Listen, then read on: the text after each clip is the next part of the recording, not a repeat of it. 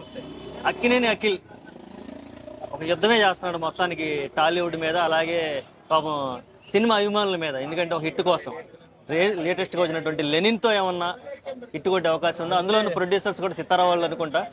Annapurna banner కూడా collaborate అయి ఉంది కాబట్టి వీళ్ళిద్దరి కొలాబరేషన్లో ఏమన్నా హిట్ కొట్టే అవకాశం ఉంది. 100% ఉంది భయ. ఎందుకంటే అఖిల్ అన్నకి ఇప్పుడు దాకా ఇట్టు పల్ల సరిగ్గా. అంటే ఆ ఇట్టు కోసమే వెయిట్ చేస్తున్నారు అందరూ కూడా. ప్రజలు వెయిట్ చేస్తున్నారు, ఇటు నాగార్జున ఫ్యాన్స్ అందరూ కూడా వెయిట్ చేస్తున్నారు.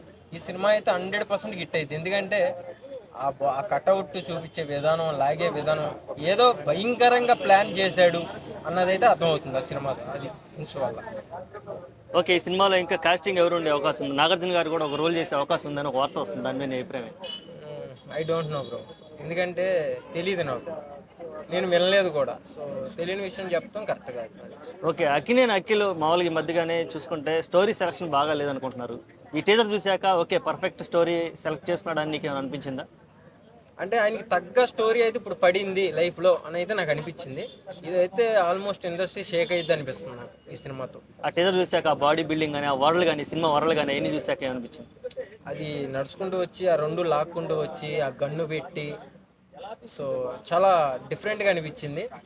ఆయన లైఫ్లో ఇట్టు ఇట్టు ఇట్టు అనుకున్నాడు, ఇదే ఈ సినిమా హిట్ అనుకుంటా ఈయన లైఫ్లో అని అయితే నాకు అనిపించింది. 100% హిట్ అయ్యిద్ది కూడా.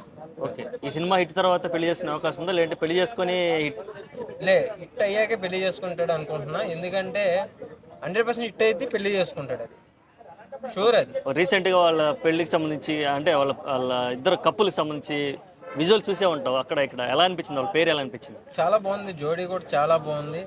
సో అఖిల్ ఓకే అన్నాడు అంటే మళ్ళీ కథ